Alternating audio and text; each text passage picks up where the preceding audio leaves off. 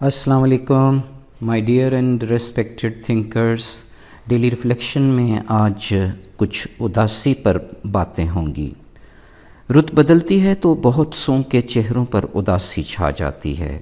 موسم میں تبدیلی کسی کو آس سے بھر دیتی ہے تو کسی کے چہروں پر اداسی کے سائے امڑ آتے ہیں. کبھی یوں محسوس ہوتا ہے کہ ہماری نئی نسل بے سبب اداس ہونے کے مراحل سے گزر رہی ہے.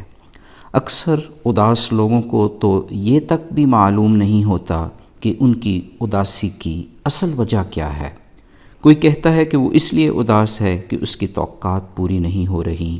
کوئی رشتہ داروں کے رویہ سے تنگ آ کر اداس بیٹھا ہے. کوئی اتنی سی بات پر پریشان بیٹھا ہے کہ اسے فیس بک پر دیے گئے کومنٹ کو کسی نے لائک ہی نہیں کیا. نیا سوٹ پہنا کسی نے تعریف ہی نہیں کی. اداسی چھا گئی. لوگوں نے خوشامد کرنا بند کر دی. اداسی امڑ آئی. حقیقت میں اداسی کی یہ سب وجوہات بہانہ ہیں، سیراب کی مانند ہیں. زیادہ تر اداسی کی وجہ ہم خود ہیں. آؤٹ سائڈ ان نہیں بلکہ ان سائڈ آؤٹ فینومینن ہے.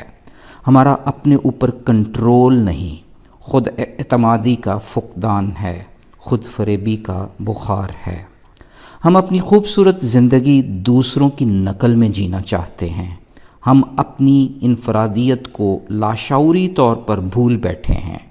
ہم دوسروں کی طرح جینا چاہتے ہیں. دوسرے اداس لوگ شاید ہماری طرح.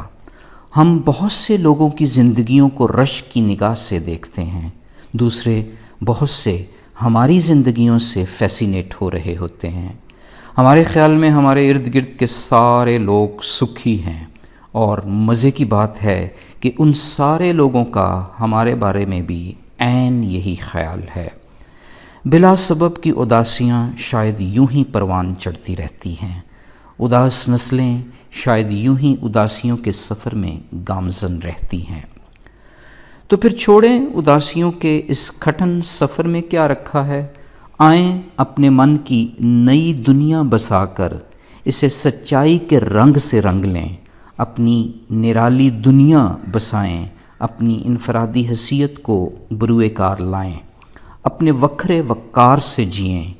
آپ کی حسین اور خوشگوار زندگی کوئی اور بسر کرتا رہے اور آپ صرف اداس ہی رہیں، یہ کاہے کا انصاف ہے. یہ رویہ ختم کر دیں کہ دنیا کیا کہے گی. دنیا بھر کی غیر ضروری اداسیاں سمیٹنا چھوڑ دیں. اپنے من میں ڈوب کر سراغ زندگی پا جائیں. اداسیوں سے پاک زندگیوں کا راز، وقار سے جینے کا راز. اللہ حافظ.